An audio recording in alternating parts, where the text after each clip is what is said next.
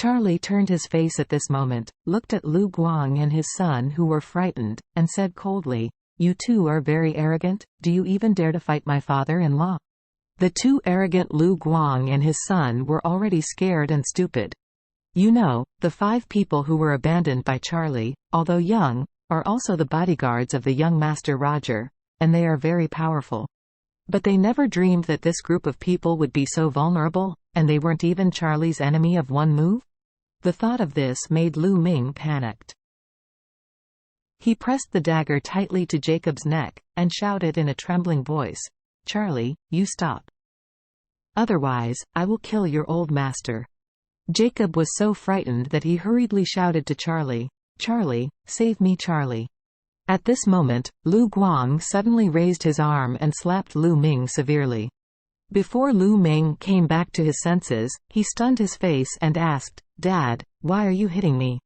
Lu Guang blurted out angrily, "You bastard, dare to take a knife against Mr. Wade's old master's neck? Are you looking for death? Don't you hurry to kneel down for Mr. Wade." After scolding his son, Lu Guang turned around, knelt on the ground with a puff, and immediately cried with tears, "Mr. Wade, I was bewitched by the Wu family and his son. They let me kill Mr. Orville and then held me to sit on Mr. Orville's throne. They also said that they would kill you and speak out for his son. Please read it for the sake of my temporary confusion, forgive me." Lu Ming is a stunned young man, but Lu Guang is not. He knew very well that the current situation had been completely pulled back by Charlie alone. If he was still fighting against Charlie at this time, it would really be a lantern in the toilet and death imminent. Of course he really wants to sit in the position of Mr. Orville, but he also needs his life to sit at that place. Therefore, at this time, the Wu family, the Orus Hill First family, and the Orus Hill Underground Emperor are nothing to him. He just wants to survive and survive well. Otherwise, even if Charlie relented and allowed himself to survive, he would probably end up like Jones Zizhou. This Zizhou is already a useless person. He will not even have the ability to wipe his butt. Both shoulders have been completely shattered, and the flesh and tissues are also broken into mud. The first thing to do when he is brought to the hospital must be amputation of both arms. He doesn't want to live a life that is worse than death. At this time, Lu Ming wanted to understand that it's useless for him to pretend to be ruthless with Charlie. A man like Jones Zizhou beats Orville's subordinates and cuts them like melons and vegetables. Under Charlie's hands, no, what's the trick? Even if he really used a knife against Jacob's throat, he was afraid that Charlie would be able to kill him on the premise of saving Jacob's life. So, Dad knows the current affairs. Thinking of this, he also knelt down with a puff, crying and said, "Mr. Wade, I was wrong, please forgive me.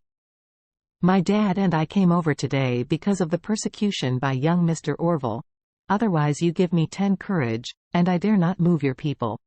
After speaking, he knelt on the ground, cowed out his head again to apologize, cried bitterly, and broke down. Charlie sneered and said, "It seems that your father and son have a strong desire to survive." Lu Guang hurriedly said, "Mr. Wade, we are also astray and know how to return." Charlie snorted coldly, "You two kneel down for me. If you dare to move, I will screw off your dog heads." The father and son trembled all over, and both knelt on the ground not daring to move. Charlie stepped to Mr. Orville's side at this time and felt his pulse.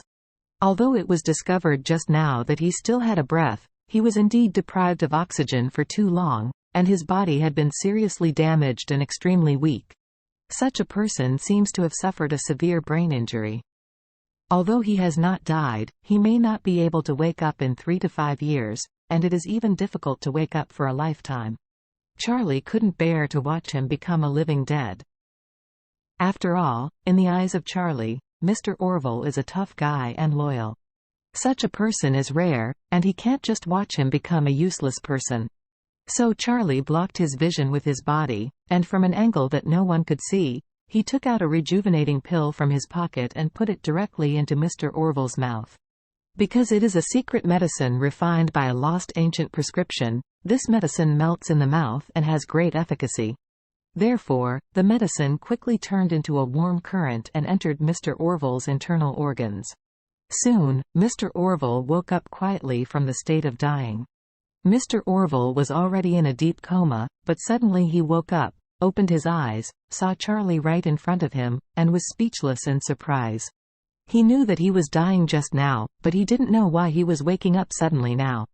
He couldn't help exclaiming, "Mr. Wade, what's going on?" I'm not dead?"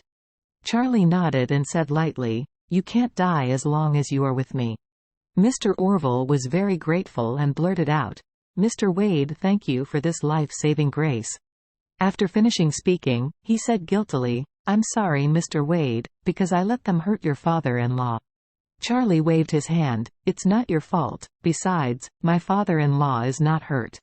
Mr. Orville breathed a sigh of relief at once, and the next moment, he felt a strong flow of heat in his body, which was swimming around his body. This flow of heat not only healed his injury, but also made his body greatly improved and healthy. He feels that his body has become more vigorous and younger than before. Originally he had some presbyopia, but looking at Charlie at this moment, it became clearer and clearer. He observed at Charlie dumbfounded, trembling with excitement, and asked in a trembling voice, "Mr. Wade, how come in my body? Could it be rejuvenation?"